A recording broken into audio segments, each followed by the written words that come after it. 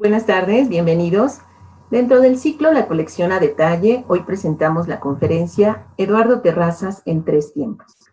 La charla abordará el estudio de las obras del artista mexicano Eduardo Terrazas, que forman parte de la colección del Museo Amparo. Hoy damos la bienvenida a nuestro ponente, Carlos Palacios. Carlos, bienvenido, muchas gracias por acompañarnos esta tarde a través de esta modalidad digital. Vamos a hacer una breve semblanza. Carlos Palacios es historiador del arte por la Universidad Central de Venezuela. Cursó la maestría en estudios curatoriales en el Centro de Estudios Curatoriales de Bard College, Nueva York, y un diplomado en estudios avanzados en Historia y Crítica de Arte por la Universidad de Barcelona, España. De 2005 a 2009 fue curador de arte contemporáneo de la colección Patricia Phelps de Cisneros. Fue curador de la colección del Museo de Arte Carrillo Gil en Ciudad de México, donde también fue curador en jefe entre 2011 y 2013 y profesor de la maestría en producción artística de la Universidad Autónoma del Estado de Morelos. Editó Razón de Ser, obras emblemáticas de la colección Carrillo Gil, primer libro dedicado a esta relevante colección de arte. Carlos Palacios fue curador de las exposiciones Los Condenados de la Tierra, El Mundo Otro y Magdalena Fernández, Ecos, que se llevaron a cabo en el Museo Amparo. Nuevamente bienvenidos a todos los que nos acompañan en esta transmisión. Gracias por estar esta tarde con nosotros y sin más preámbulo comenzamos. Adelante, Carlos. Bueno, muchas gracias, buenas tardes a todos. Muchas gracias, Silvia, por esta invitación a comentar las obras del maestro Eduardo Terrazas que tiene la colección del Museo Amparo. Muchas gracias también al equipo que hace esta iniciativa del Amparo a la distancia, puesto que bueno, nos permite tener estas conversaciones sobre un fondo y un acervo tan interesante como el del museo.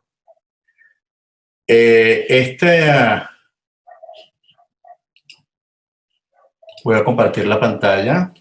Yo me propuse, a partir del catálogo de obras del maestro Eduardo Terrazas, presentes en la colección del Museo Amparo, revisarlas y pensarlas como un punto de partida también para ver la obra del maestro Terrazas en una perspectiva crítica y yo diría curatorial, desde tres ámbitos, de tres núcleos que me parecen relevantes en su obra. Uno es obviamente el destinado a pensar la obra desde el ámbito más natural en el que ella se desenvuelve, que es el de la abstracción. El segundo núcleo crítico que me propuse pensar la obra del maestro Terrazas es esa relación tan interesante entre arte contemporáneo y artesanías. Y un tercer núcleo muy relevante en su trabajo y que no tiene tanta visibilidad como la de su obra, sus series, sus enormes series de obras de naturaleza abstracta, como es el arte pop o los objetos.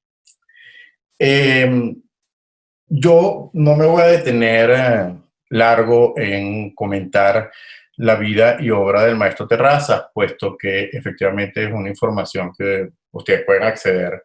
Sin embargo, bueno, es importante recordar que el maestro Terrazas es sobre todo, además de artista, arquitecto, un arquitecto relevante que desde prácticamente los años 60 ha desarrollado un conjunto notable de edificios en el país.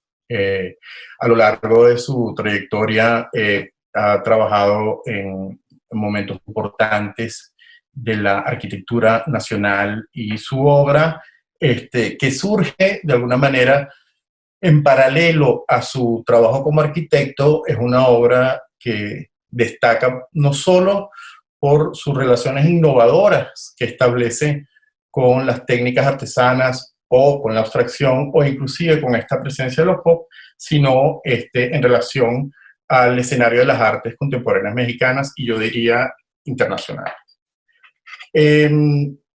Yo me propuse estos paralelismos un poco entendiendo que ciertas relaciones de obras y entendiendo la presentación que ustedes van a ver como una especie de museo imaginario, podríamos llamarlo, pero que establece paralelismos entre obras que no tienen ninguna intención comparativa, sino entendiendo aprendiendo al Terrazas creador desde una frase muy interesante que Mario Bellatín escribe en su texto para el libro de su trabajo, que se llama Posibilidades de una estructura, en donde Mario Bellatín dice: un hombre debe considerarse tanto más genial cuanto más hombres encierra o contiene dentro de él. A mí me pareció una frase interesante porque de alguna manera es una especie de versión literaria de aquella idea que Roland Barthes en el año 67 escribe en su libro de la muerte del autor, en el cual Barthes nos pone a nosotros como lectores, en este caso espectadores de la obra de Terrazas, y al mismo Terrazas o al mismo creador como una persona que hereda otras voces y que esas voces se manifiestan en su trabajo. De tal manera que me parecía interesante estas relaciones, vamos a llamar curatoriales, en este pequeño museo imaginario que me armé, celebrando la obra de este artista. Voy a partir de una imagen que me parece muy elocuente de cómo Terrazas piensa de alguna manera el siglo XX y el siglo XXI, y cómo se inscribe de alguna manera, desde mi punto de vista, su trabajo. Esta es una imagen de una explosión atómica en el atolón Bikini, una imagen de la cual el maestro Terrazas se apropia para producir esta obra que me parece muy significativa. Me parece muy significativa por muchos puntos de vista, pero me gustaría destacar dos. Uno es una cosa que él mismo dice de su trabajo, de esta obra que llama Parteaguas. Y se la dice al curador Hans Ulrich Obrist en un libro de entrevistas. Bueno, se la dice en una entrevista que posteriormente fue publicada en el libro de entrevistas de Hans Ulrich Obrist sobre artistas mexicanos, y en la cual Terrazas dice que en la imagen que pueden ver de la derecha, la imagen está dividida. La imagen de la izquierda es como la presentó él en su exposición Segunda Naturaleza del Museo de Arte Carrillo Gil, y la imagen de la derecha es una versión que me parece aún más potente porque, según le dice Terrazas a Obrist, el marco negro para él es el modernismo y el blanco la contemporaneidad. A mí me parece muy significativo por lo que voy a comentar a posteriori de sus obras. Y me parece muy significativo que formalmente él marque el pasado moderno, el inmediato pasado moderno, como un marco cerrado, como un marco que es una cuadrícula, un cuadro cerrado que es a su vez el origen de una trama. Y a esto me voy a referir después. Y el espacio, digamos, el lado de la imagen dedicada a la contemporaneidad como un marco blanco evanescente, donde efectivamente la imagen puede diluirse de alguna manera simbólicamente. Eso me parece significativo, pero además me parece significativo el título. Parteaguas, de alguna manera, para él también divide, o desde mi punto de vista también divide, no solo la historia del arte, la historia del siglo XX y del siglo XXI, sino su propia inclusión en la historia del arte. Y a mí me parece muy significativo porque efectivamente para mí la relación que Terrazas establece con la abstracción no es, como podría pensarse en esta imagen, donde solamente las coincidencias son formales, una consecuencia natural o una continuación natural de la primera abstracción. Vamos a decir, de la abstracción inicial del siglo XX, aquella en la que se escribe la obra de Theo van Doesburg, este boceto, digamos, de Theo van Doesburg que estamos viendo en la pantalla.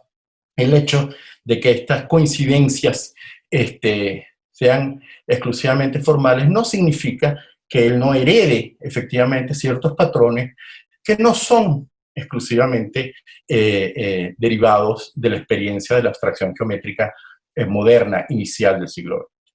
En realidad es muy interesante pensar la obra de Terrazas desde varios acordes que me parecen significativos. Uno es precisamente desde su serie Posibilidades de una estructura, en la que se encuentra esta imagen de la izquierda, esta obra de Terrazas de la izquierda, y que pertenece efectivamente al Museo Amparo. Y me parece que la relación entre esa idea de las posibilidades de una estructura está muy bien ejemplificadas en la historia del arte.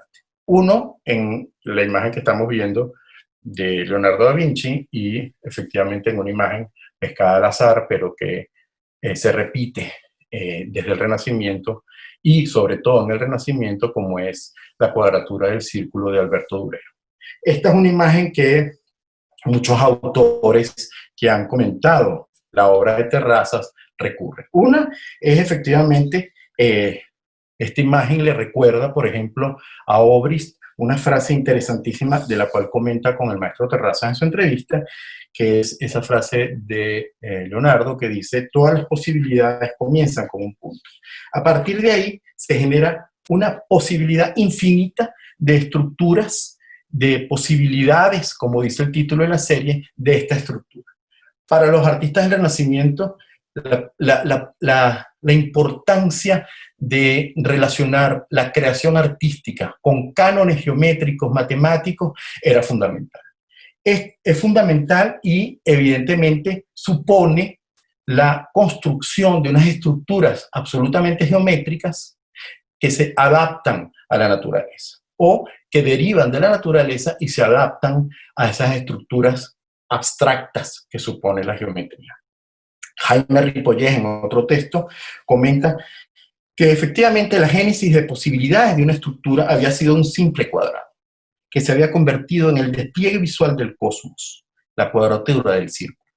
Es muy interesante porque la serie Posibilidades de una estructura del maestro Terrazas es inmensa. Son más de 200 obras en un ejercicio que puede sonar reiterativo, repetitivo, no en el sentido de la repetición de los artistas minimalistas, como vamos a ver en una próxima imagen, sino como esa especie de serialidad, pero que ofrece 1000 posibilidades y que efectivamente abarca un cosmos, como podría decir el maestro Ripollés en su texto.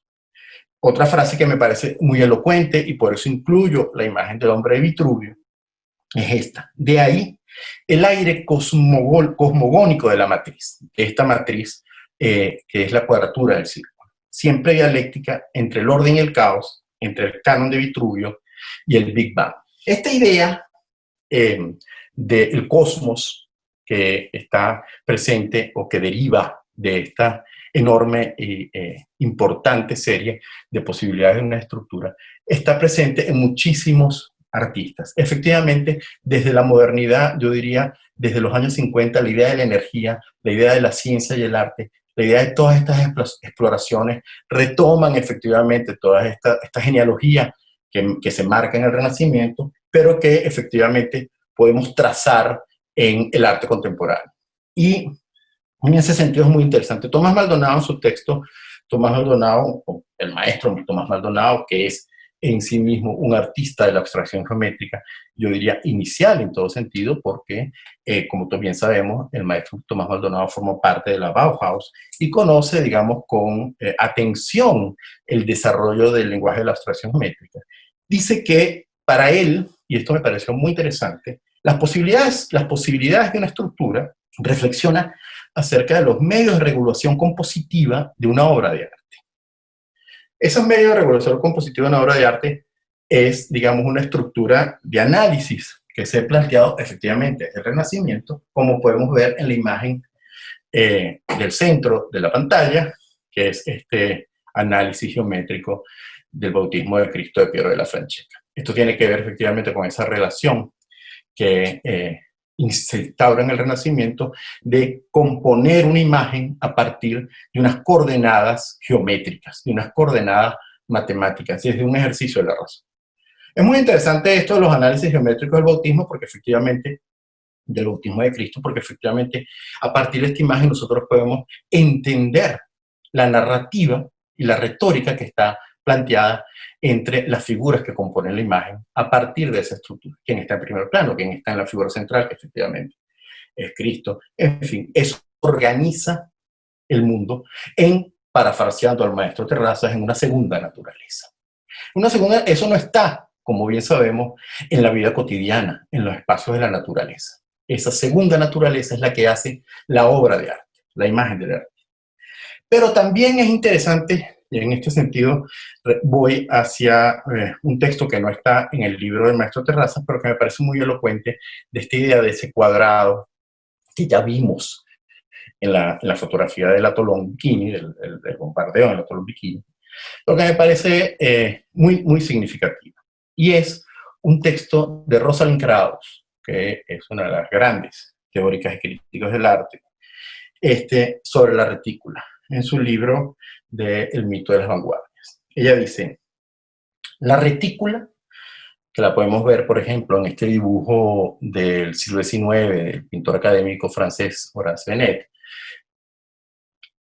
reafirma la modernidad del arte moderno de dos maneras distintas. Una de ellas es espacial, la otra temporal. En el sentido espacial, la retícula declara la autonomía de la esfera del arte. Esto me parece esencialmente significativo para entender la serie de posibilidades de una estructura y las otras series relacionadas con la abstracción que realiza el maestro Terrazas. Allanada, geometrizada y ordenada, la retícula es antinatural, antimimética y antirreal. Esto es verdaderamente interesante.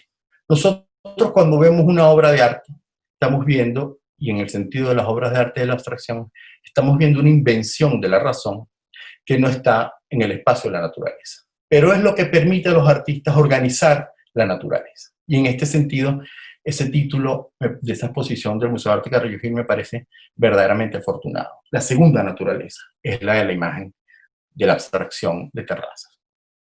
Continúo. Es la imagen del arte cuando éste se vuelve de espaldas a naturaleza. En la monotonía de sus coordenadas, la retícula sirve para eliminar la multiplicidad de dimensiones, de lo real, reemplazadas por la extensión lateral de una única superficie.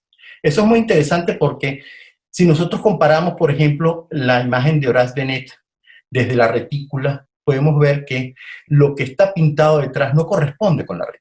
La retícula efectivamente es muda, es silente, y está ahí protagonizando una imagen de espaldas a la imagen, y que esa retícula durante el siglo XX, a comienzos del siglo XX, organiza toda la pintura moderna desde la abstracción geométrica y se traslada, como en el caso de Eduardo Terrazas, a las posibilidades infinitas que le permite esta retícula y sobre todo la imagen de la cuadratura del círculo. Esa idea es muy interesante porque le permite una variedad enorme de posibilidades que veremos brevemente a continuación. Esta serie bellísima y breve del maestro Terrazas se llama Crecimiento Exponencial. Y a mí me parece muy significativa el lugar de su aparición, el momento de su aparición. Esta obra, según se señala en su gran libro, dice que aparece en el contexto de una reunión del Club de Roma en Guanajuato en el año 75 y estaba relacionada con la reunión del Club de Roma y efectivamente esta traducción visual que hace Eduardo Terrazas con los límites del crecimiento de la sociedad. Eso efectivamente lo podemos entender en el ámbito de las ciencias sociales como un mare magnum de esquemas, cuadros estadísticos. Pero es muy interesante cómo Terrazas efectivamente traslada toda esa experiencia y toda esa idea de los límites del crecimiento a esta sucesión de obras, a esta secuencia de imágenes que efectivamente dan visibilidad a una idea de crecimiento. Una idea de crecimiento interesante porque, a diferencia, por ejemplo, de la obra de Sol Levitt, que está a la derecha de la pantalla, en realidad Sol Levitt, en ese ejercicio de rigor minimalista, en esa economía de recursos del minimalismo, lo que está es estudiando el comportamiento de la línea, tal como lo dice lo señala el título de este grabado, de esta impresión. Álvaro Terrazas, el título me parece en realidad muy significativo. Es desde la experiencia de lo abstracto, hablar efectivamente de otra forma de abstracción, que es la de los estudios que tienen que ver con el crecimiento, el desarrollo, estudios economistas, efectivamente, de economistas, de sociólogos relacionados con las ciencias sociales. Eso me parece tremendamente inteligente de parte de Terrazas y que efectivamente es muy elocuente. Es decir, nosotros vemos esta obra y la otra obra que conforma la serie y entendemos la naturaleza de esta pieza en el contexto de esa reunión del Club de Roma. Esta obra se reproduce por primera vez en un libro muy interesante que se llama Códice Solidaridad para la Paz y el Desarrollo, y efectivamente, a diferencia, insisto, de la obra de Solevit, tiene otro trasfondo, tiene otro esquema mental y otra naturaleza. Podríamos hablar de esa experiencia y de esa posibilidad de que la abstracción, que es un gesto esencialmente muy contemporáneo, hable de otras circunstancias que no son las exclusivamente formales, las exclusivamente geométricas. Otra de sus series que me parece muy, muy, muy interesante y de una vastedad gigantesca, por lo cual habla de un artista de una tenacidad muy, muy particular, Álvaro Terrazas, es esta serie que se llama Huellas. En un breve texto, es una serie que va en paralelo a sus otros trabajos que él viene desarrollando desde los años 70, como la serie de posibilidades de una estructura. Y en el cual él dice, que me parece un gesto muy poético, que esta serie, de alguna manera, le recuerda, estoy parafraseando, me disculparán, las gotas del agua que se imprimen y se desplazan en la ventana del avión, a través en la ventana del avión y que se puede ver obviamente desde dentro de la cabina. Me parece un gesto poético bellísimo, y en realidad no solo me parece un gesto muy interesante, sino que me parece muy coherente con esa lectura, con esa utilización que hace Terrazas de lo abstracto y del lenguaje y de los códigos de la abstracción. En este caso, de una abstracción que podríamos llamar más lírica, más expresiva de alguna manera. Pero me gustaría en este momento citar un texto, que escribió Andrea Torreblanca sobre una exposición de esta serie y que efectivamente habla de ese otro eco que podríamos plantear en la experiencia de la abstracción según el maestro Eduardo Terrazas. Podríamos inferir que las series que conforman este conjunto de obras en la que se encuentran Huellas son anotaciones preliminares a las variaciones infinitas y minuciosas sobre el cosmos. También podríamos afirmar que son trazos impregnados de la vanguardia o de los movimientos artísticos de la posguerra. Y en ese sentido coincidiría efectivamente con esta idea que yo estoy planteando de el lugar contemporáneo del maestro Terrazas ajeno a la experiencia, vamos a decir, de esa primera modernidad.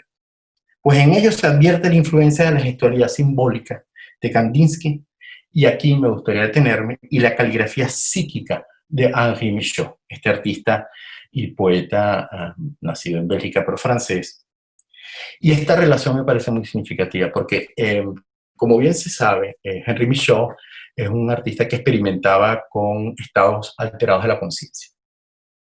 Y una de sus series más famosas, aquí podemos ver otro ejemplo donde esas relaciones formales.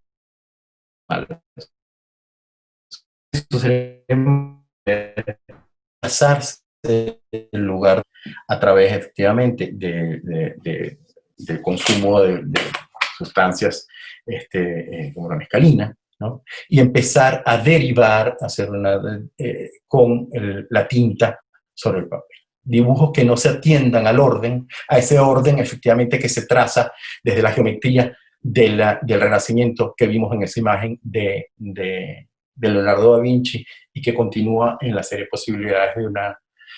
las posibilidades de una estructura, sino que en esta serie Terrazas se apunta a esa especie de libertad que también supone la estructura de la idea, el lenguaje de lo abstracto. Entonces, esto me parece verdaderamente elocuente. Estos dibujos, esa caligrafía psíquica que llamaba Henri Michaud, está también presente de alguna manera en una continuación en el trabajo de Eduardo Terrazas. Y me parece muy interesante también esta relación con este artista extraordinario que es Giorgio Griffa.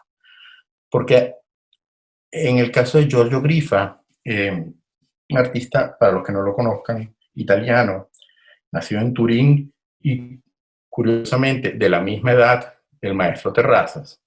Y curiosamente, Giorgio Griffa también se dedicó profesionalmente a otra disciplina, bueno, en este caso bastante ajena a la creación artística, como es el ser abogado, pero bueno, se dedicó su vida pues, a las leyes. Era también un artista ligado a la abstracción. En sus inicios, sobre todo ligado al movimiento de arte concreta italiano, un movimiento importante que estaba, vamos a decir, desarrollándose en paralelo al arte povera, del cual también estableceremos aquí unos nexos con otro artista ligado a ese movimiento.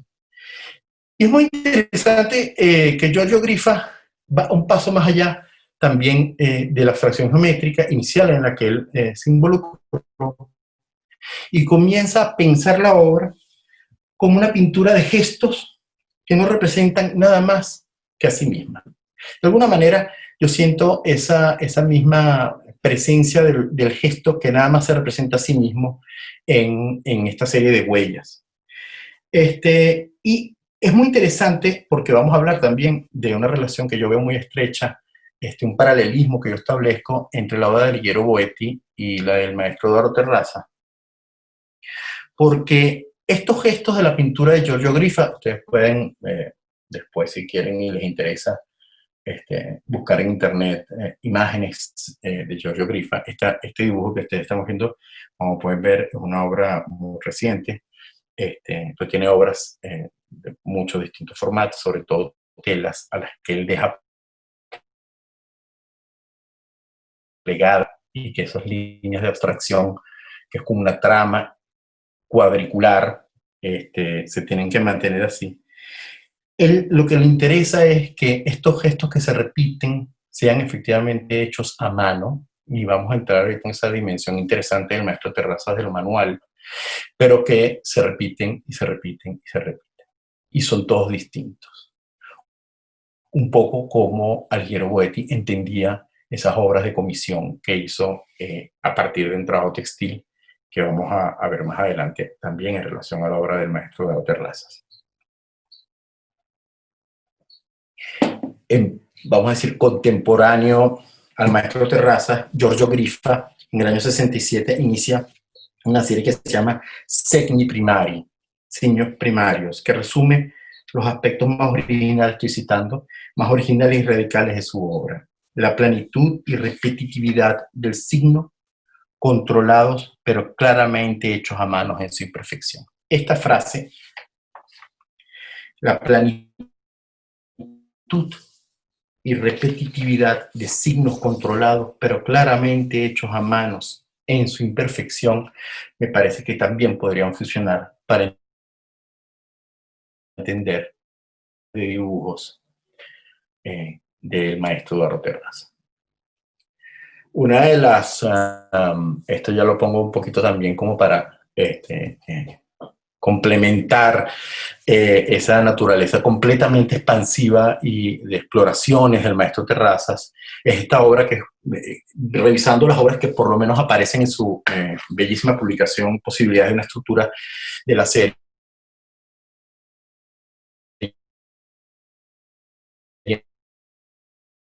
es la única que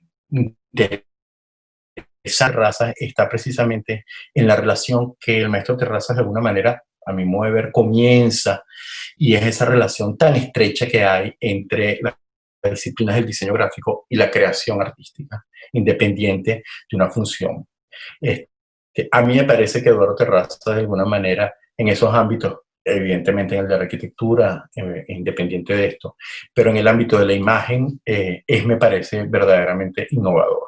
Esa idea de pensar la imagen desde la experiencia de lo abstracto. A diferencia de Mira Schendel, diría yo, para quien efectivamente lo que le interesaba a Mira Schendel, evidentemente la obra de Mira Schendel deriva, digamos, en la utilización de la tipografía, de la experiencia del arte concreto y sobre todo de la poesía brasileña ligada a este movimiento, pero sobre todo en unos aspectos que me parecen fundamentales en su obra, que son evidentemente muy conocidos, como es la experiencia de la transparencia, que esta reproducción que hicimos de este objeto gráfico no se puede ver.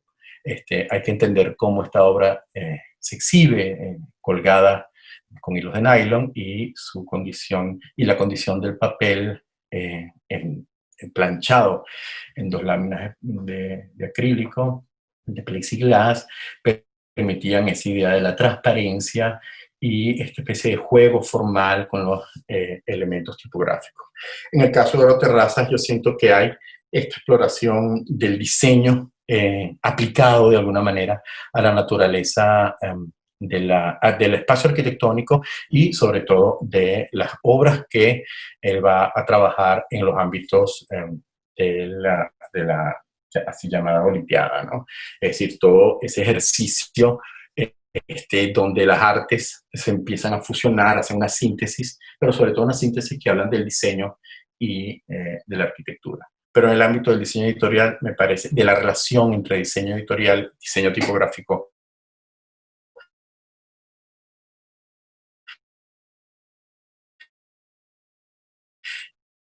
y arte. Otras significativas y que pertenecen al Museo Amparo es esta serie intitulada De construcción de una imagen.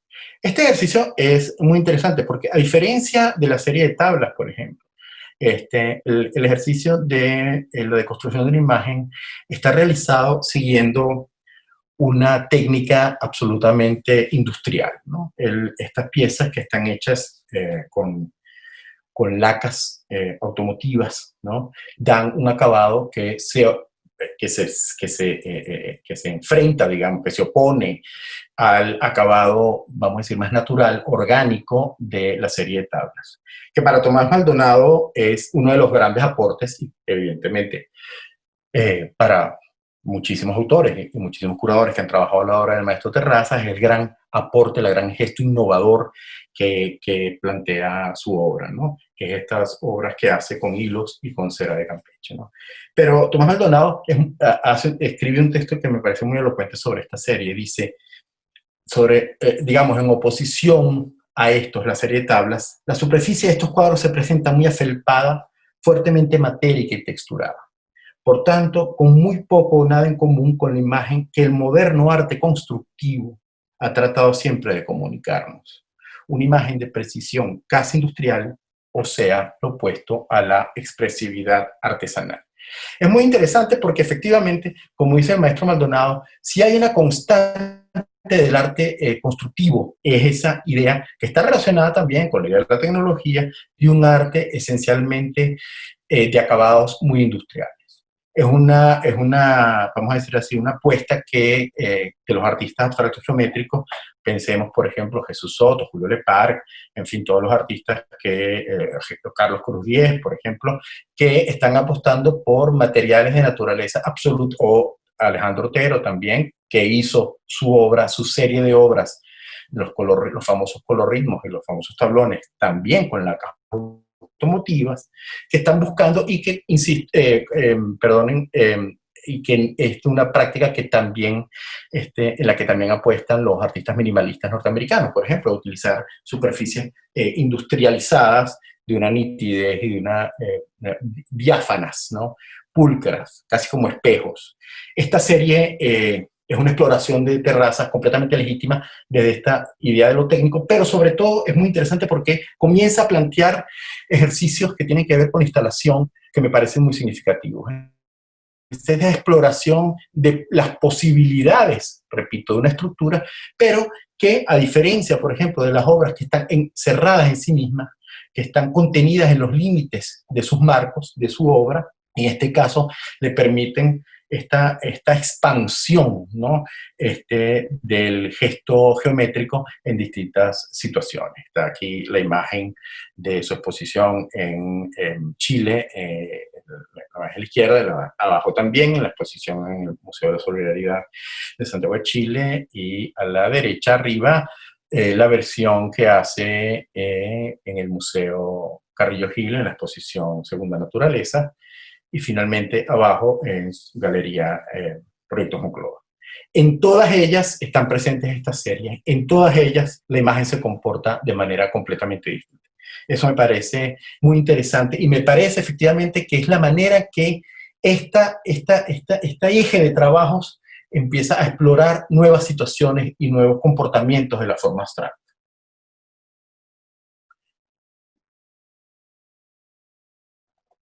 El segundo núcleo crítico que me gustaría plantear es efectivamente de las relaciones entre el arte contemporáneo y la artesanía, ¿no? Es una relación muy interesante, inclusive yo diría, no habría que limitarse en el caso mexicano simplemente a la relación del arte contemporáneo y la artesanía, que podemos ver en muchísimos autores, sino desde la modernidad. Es decir, el arte moderno mexicano puso la vista, ¿no?, y el oído en las experiencias técnicas y conceptuales de las culturas populares, ¿no?, y la materialidad de las culturas populares. En el arte moderno, efectivamente, desde su representación, y desde el arte contemporáneo, desde su negociación de distintos aspectos, básicamente técnicos.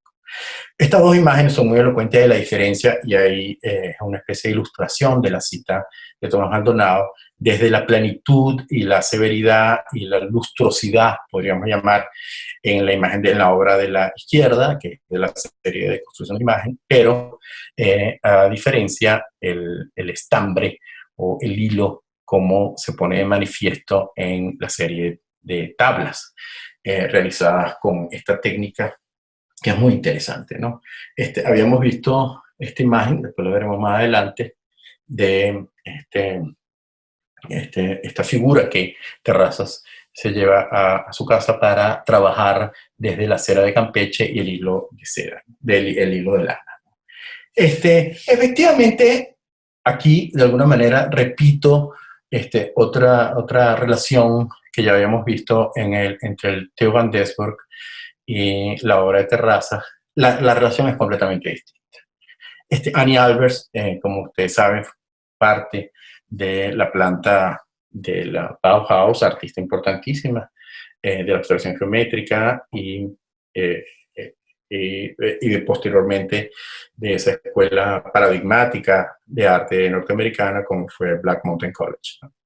Ella evidentemente se incorpora a la tendencia de esa vanguardia, de ese arte geométrico, de arte constructivo inicial.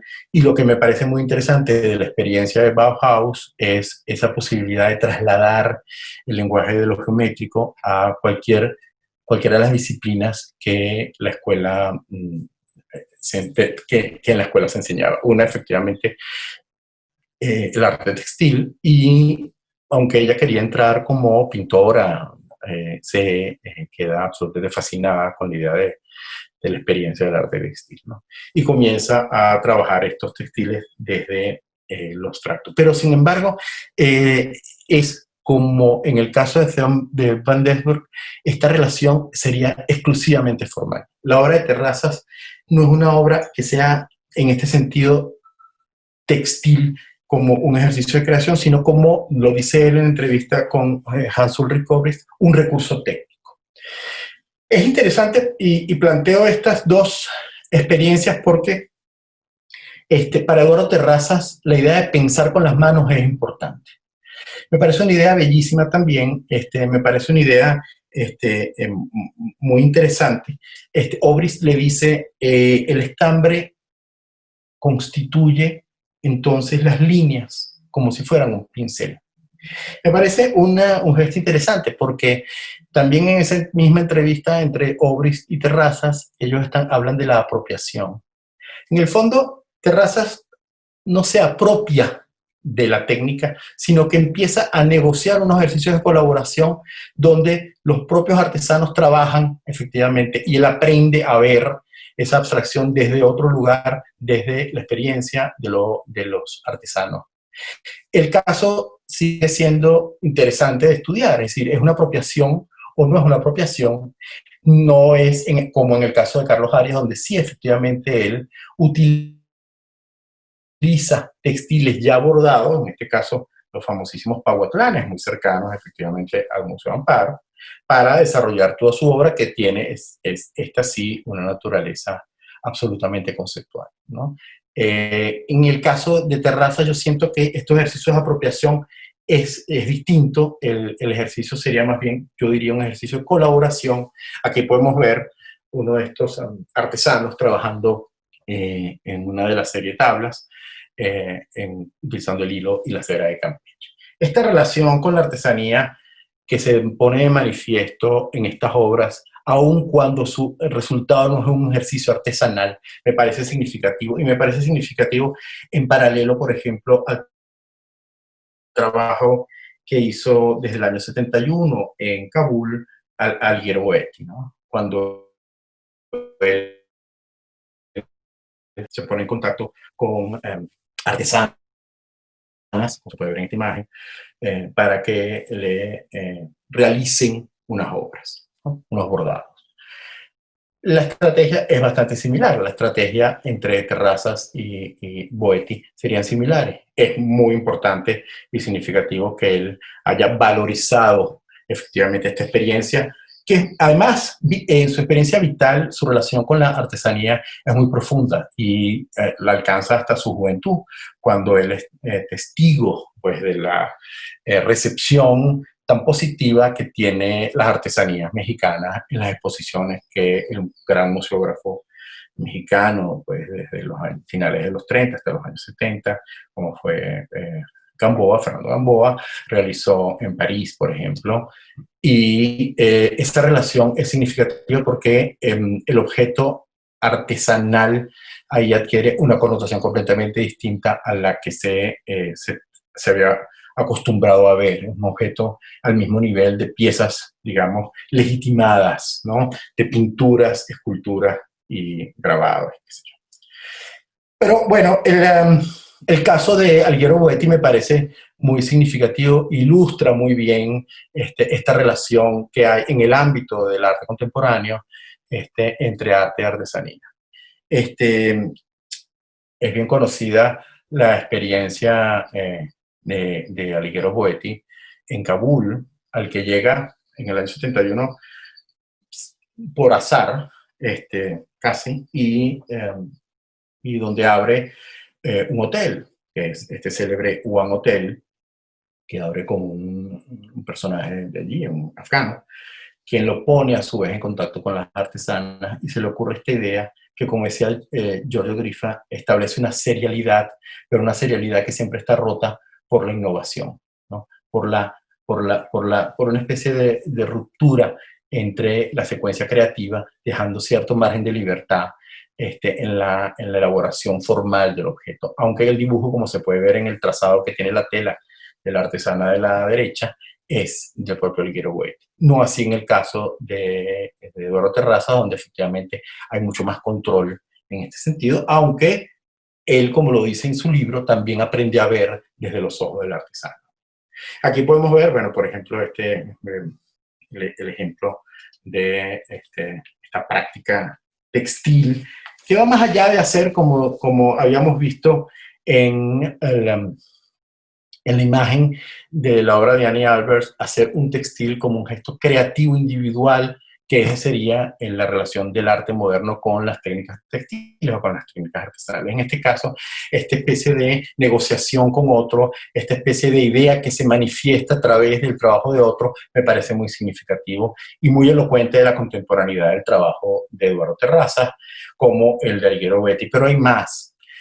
Así como vemos la obra de Terrazas, inclusive en el caso de esta tabla que se está elaborando en la imagen de la izquierda, que se establece una cuadrícula que, como habíamos dicho, de alguna manera organiza el arte vamos a decir, desde los primeros trabajos, desde las obras precubistas, como dice Rosalind Krauss, hasta nuestros días.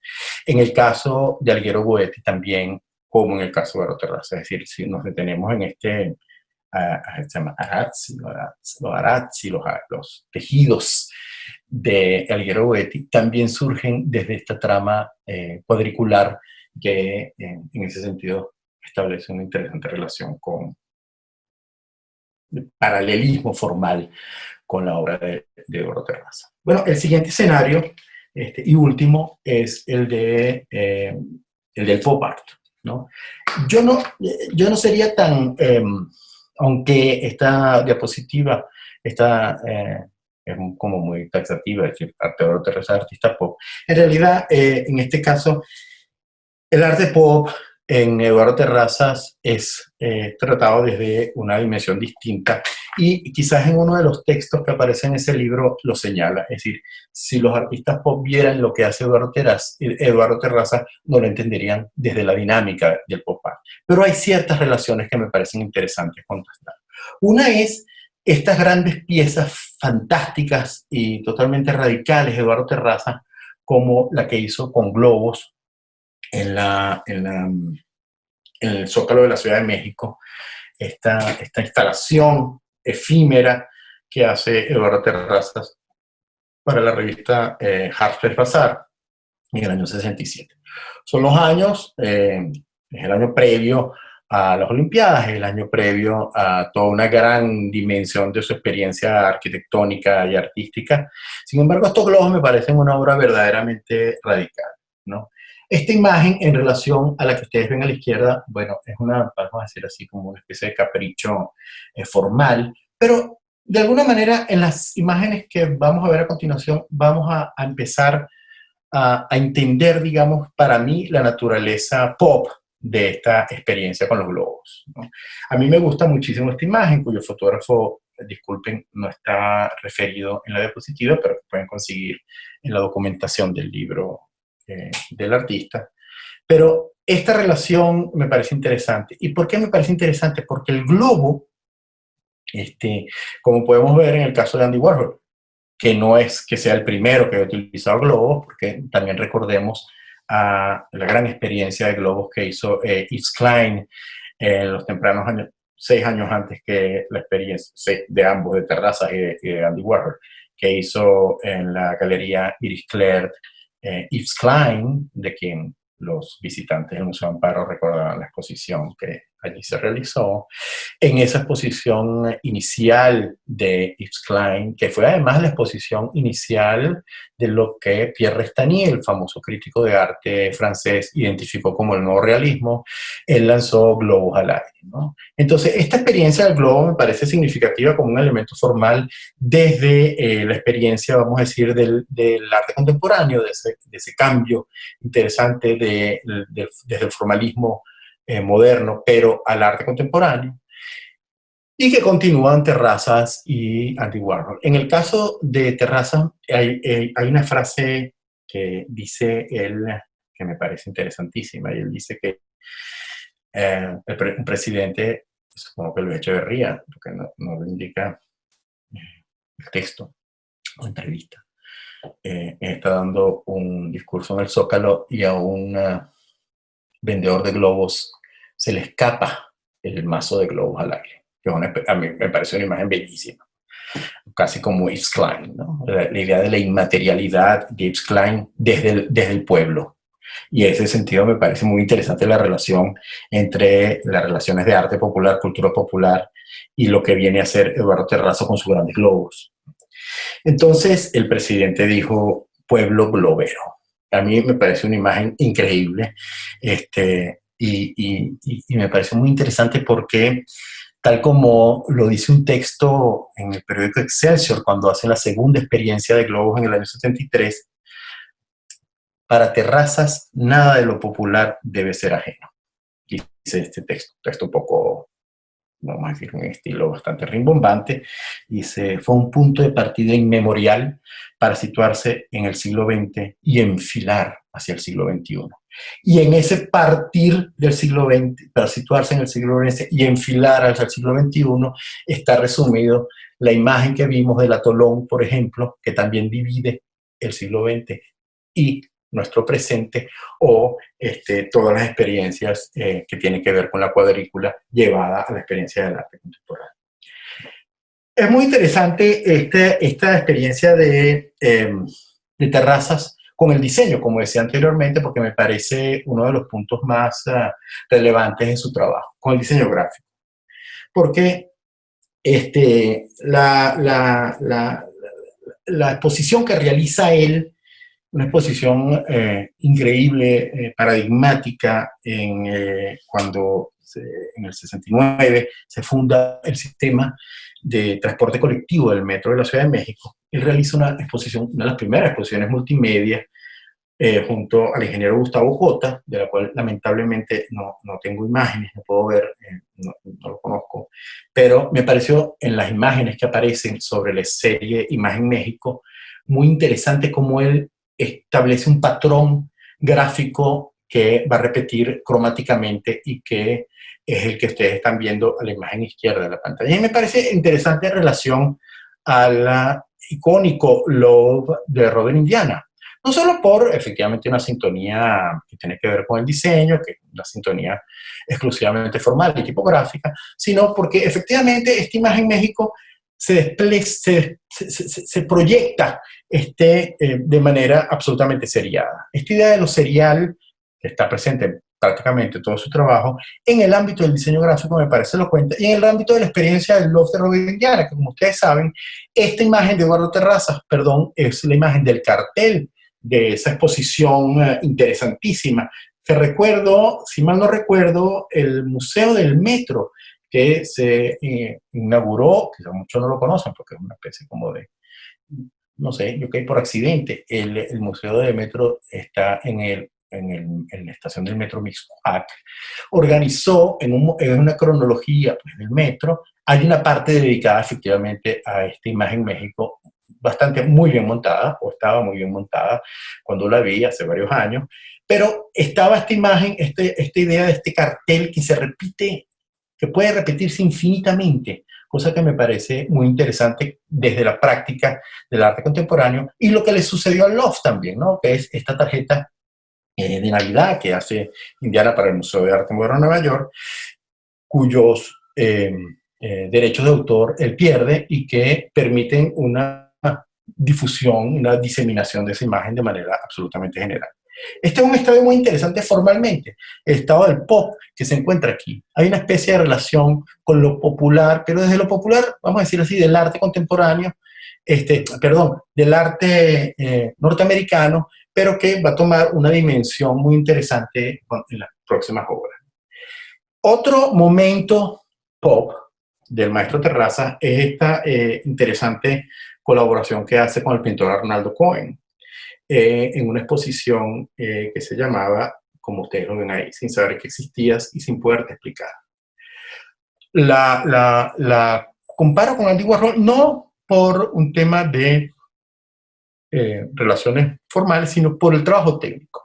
Como bien sabemos, uno de los grandes aportes técnicos del pop art y sobre todo de Andy Warhol es ese desarrollo de una dimensión absolutamente experimental de las técnicas gráficas de impresión. Y me pareció que en esta exposición que hacen Terrazas y Cohen en la biblioteca Benjamin Franklin, esa experiencia, estoy escogiendo una de las imágenes de un catálogo que está compuesto por muchísimas imágenes. Hay que recordar de qué se trataba esta exposición. Esta exposición se trataba de un poco descolocar, hacer un gesto, vamos a decir así, de mudanza de la realidad al espacio de la sala de exposición, de los aparadores de los comercios del centro de la Ciudad de México. Es un gesto casi duchampiano porque ellos lograron instalar, y esa es una imagen que a mí me encantaría verlo, lamentablemente tampoco lo podemos ver en el catálogo, en el libro, perdón, esos aparadores en el espacio de exhibición, un gesto podríamos llamar duchampiano, ¿no? Pero el catálogo es en sí una pieza que me parece elocuente e importante de cómo ellos retrabajaron esas fotografías, las fotografías de los comerciales, los objetos de consumo, ¿no? En relación a esta idea de arte pop, de los aparadores comerciales, pero retrabajados gráficamente en este catálogo, que es una pieza, yo diría, muy increíble de pop art, es decir, de una sintonía absoluta y de una verdadera contemporaneidad. El diseño de esa publicación es además muy interesante porque en esta relación, en este aporte que yo veo del trabajo de Terrazas a las relaciones entre arte contemporáneo, artes visuales y el diseño gráfico, me parece un objeto verdaderamente icónico de esta relación en México. En los años 60 es muy interesante que Eduardo Terrazas es partícipe, pues como él mismo lo dice, en la entrevista con Obris y en la publicación, algún texto lo señala, de que él está en contacto con ese momento que habíamos comentado del nuevo realismo francés, que es una versión francesa, que como saben, en el arte de posguerra, los tres momentos, o los tres movimientos, los tres sí, momentos donde la sociedad de consumo de la posguerra se incorpora al ámbito de las artes visuales, son el pop art británico, que la famosísima obra de Hamilton del collage con la chupeta, se dice es la primera obra pop de la historia. Ese es el ámbito inglés del pop art. El ámbito norteamericano, que encabeza Andy Warhol, y efectivamente el nuevo realismo, donde se encuentran Yves Klein y Armand, ¿no? Sobre todo Armand lo traigo a colación porque él efectivamente empieza a hacer esta idea de las acumulaciones de objetos recogidos, de objetos de consumo, y esa saturación de esas obras, de esos ensamblajes, me parece muy interesante. Es decir, la idea de la repetición, esa idea de la repetición que podemos ver también traducido a la trama ortogonal y a la serie en la posibilidad de una estructura, está también presente en esta serie. Esta serie de multiplicaciones me parece muy interesante en relación también a esta serie de Museo de lo Cotidiano, una exposición que él organiza en el año 87 en la Galería OMR. El Museo de lo Cotidiano reúne, y aquí dice, otro aporte de lo popular mexicano al ámbito de lo que podemos llamar el escenario del arte oculto, esta experiencia, este imaginario traducido a un orden y a una organización. Tal como ocurre con la serie de tablas, desde la pura visualidad geométrica, en el caso de Museo de lo Cotidiano, todas estas estructuras de serialización supone una organización de esa idea bellísima que tiene Terrazas de que los artesanos piensan con las manos y él lo organiza con el cerebro, desde una trama ortogonal. Yo hago esta relación aquí formal porque me pareció muy interesante. Son muchísimas imágenes con muchísimas fuentes, algunas totalmente inéditas, pero en este caso, no sé si cajas de cerillos o fósforos, yo no sé, de este beso que se repite cambiando las tonalidades, me recordó efectivamente otra obra pop icónica como son los anti-films de Andy Warhol del beso. Creo que puedo ir un poco más rápido porque creo que ya tenemos tiempo, ¿verdad? Bueno, esta relación también, aquí está una pieza de Museo de lo Cotidiano, como pueden ver, esa organización absolutamente geométrica de estos escobillas de limpieza. Me parece también que en el arte pop de Andy Warhol se sucede con las cajas de brillo box, esa obra icónica que, como lo señalaban los críticos en ese momento, cuando comentaron la inauguración, estaban organizadas a manera de columnas, como torres, ¿no?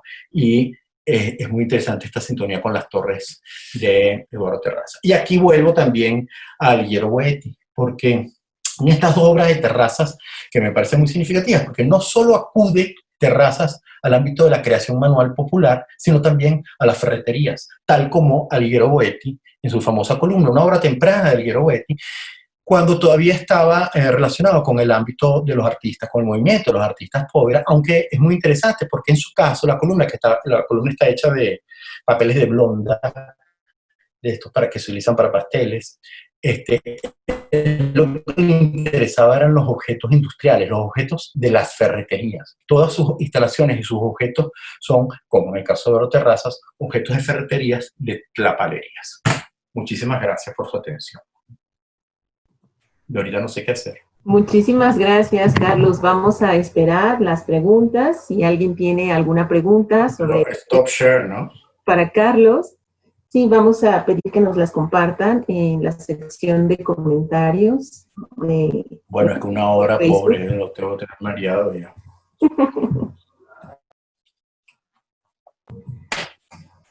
Carlos, yo te comparto la primera pregunta que tenemos. Si nos puedes indicar si hay artistas que todavía trabajan con la composición a partir de coordenadas geométricas.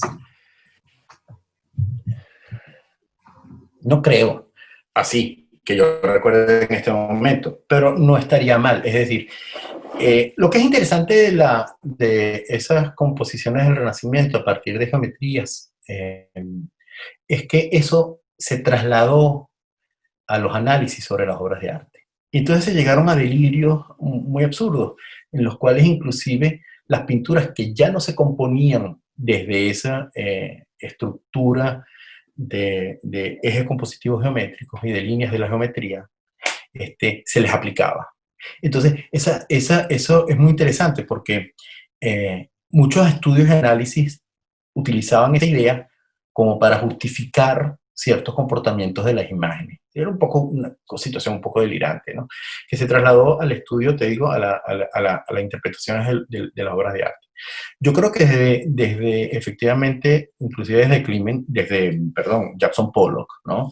Desde ese momento que Clement Greenberg identifica como ese momento ya límite, donde ya no puede haber más pintura y donde, como dice Rosalind Krauss, la pintura deja de ser asociada a la narrativa y a lo literario, eso ya pierde vigencia. Pero quizás como el arte va para atrás, va para adelante y utiliza tantos recursos, probablemente lo haya.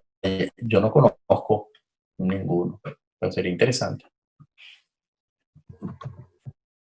Gracias, Carlos. La siguiente pregunta es si podemos decir que Eduardo Terrazas es principalmente un artista abstracto. Sí, en principio. Pero hay que entender que esa abstracción, y quiero ser muy, para mí, desde mi punto de vista, es una nueva forma de entender lo abstracto. Que lo abstracto, es decir, nosotros podemos pensar que muchos artistas que utilizan la figuración están hablando desde otro ámbito, de lo figurativo y de lo figural. Si estamos hablando en relación a, por ejemplo, lo político o la feminidad, problemas de género o la sexualidad, ¿no? Ahí el cuerpo figurativo, el arte figurativo, decir es un artista figurativo sería limitante, ¿no? Sería limitado. Yo creo que Terrazas es un artista que desde la abstracción se plantea una revisión efectivamente muy crítica de lo abstracto. Pero sí, en esencia, yo pensaría que es abstracto. Claro. Gracias. Julieta Torreblanca, ¿cuál es la línea para saber si una obra es una copia de otra o está inspirada en ella? Wow, qué pregunta tan buena. No creo que haya una línea. Es difícil precisar cuando una obra, o sea, en la historia del arte, nosotros hay miles de casos, muchísimos casos en los cuales hay copias de copias. Algunas legítimas, se han hecho muchas copias legítimas, autorizadas. Pero en el caso de la pregunta, supongo que son obras que pueden verse como si fueran falsificaciones. Eso es un tema complejísimo de entenderlo, ¿no? No es posible no es posible conocer todas las referencias que puede haber una copia cuando se abre una copia.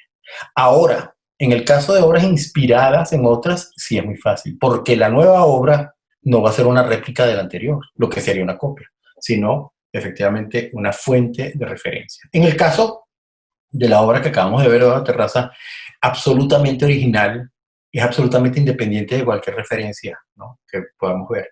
Hay efectivamente consonancias, relaciones, correspondencias que tienen todas las obras de arte, por aquello que yo comentaba al principio de esta charla, y es la idea de que nosotros somos también, como dice Mario Bellatín, otros hombres. Él es otros hombres. Él tiene otros imaginarios, como nosotros como espectadores.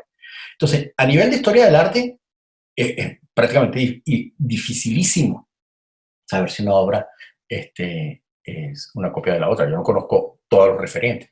Lo que sí son interesantes son las obras que retoman obras anteriores conscientemente, que se apropian de obras anteriores conscientemente, y, como dice el final de la pregunta, esas obras que están inspiradas, pero eso es un estudio muy pormenorizado de cada pieza. Gracias, Carlos. Isla MG te manda saludos. Bien. Por esta conferencia. Y ¿Quién?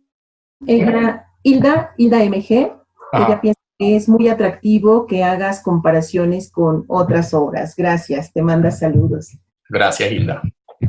Igual Daniela te pregunta sobre actualmente Eduardo Terrazas, ¿qué está trabajando? ¿En qué línea trabaja?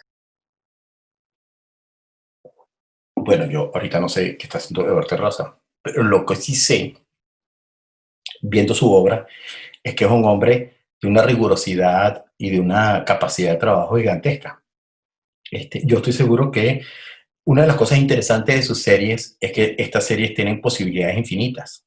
Como lo dice en muchos textos y en muchas entrevistas, sus obras son posibilidades de estructura infinitas, que tienen como horizontes, como él dice, el cosmos. Es decir, hay una especie de utopía en su trabajo en el cual esas obras pueden continuar y continuar variaciones de posibilidades de estructura a un nivel infinito. Es decir, si nosotros pensamos, por ejemplo, en los artistas minimalistas norteamericanos, en Donald Judd, que hay una exposición ahorita en el MoMA de Nueva York, y vemos que esas obras seriadas, rigurosas, absolutamente, que en este caso inclusive cabría el término, aunque suena feo, de la pregunta anterior, de se copian unas a otras esas mismas obras. Entendemos que un artista puede estar haciendo miles de obras que son siempre una. Y este es el caso para mí de Eduardo Terrazas. Perfecto, Carlos. Pues son todas las preguntas que tenemos. Si tú quisieras cerrar con alguna reflexión final antes de concluir la sesión. No, pues gracias yo no sé quiénes me escucharon, cuántos había, porque no, me escondí detrás de la presentación de PowerPoint. Eso nos permite a los que tenemos medio escénico escondernos detrás de la presentación de PowerPoint.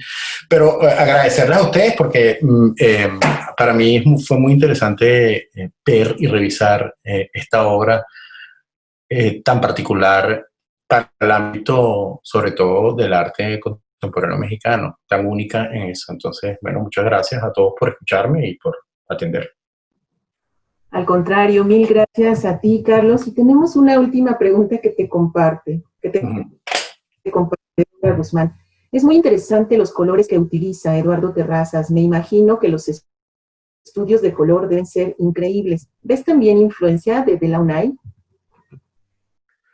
Es una pregunta que podría hacérsele al propio Eduardo Terrazas. No sé, yo creo que tienen más que ver con los hilos que los huicholes manejan, ¿no? En principio, en alguna de las series tablas, sobre todo en las primeras. Pero supongo que es una pregunta interesante. Yo pondría en duda la relación entre Delaunay o la posible influencia que tenga Delaunay en Eduardo Terrazas. Siento que pertenece al arte que para él está enmarcado en una cuadrícula negra. Yo creo que para él esa sería como una figura histórica, pero no siento que haya influencia. Pues muchísimas gracias, Carlos, por esta charla tan interesante, por estas reflexiones y estas conexiones. Te agradecemos, te mandamos un abrazo con mucho cariño y deseamos que te encuentres muy bien en casa. Esperamos verte tan pronto reanudemos actividades en el Museo Amparo. Ay, me encantará. Bien, agradecemos también a todas las personas que nos acompañaron en esta transmisión. Buenas noches para todos y los esperamos el próximo jueves en la siguiente charla dentro del ciclo La Colección a Detalle. Hasta luego, gracias. Gracias.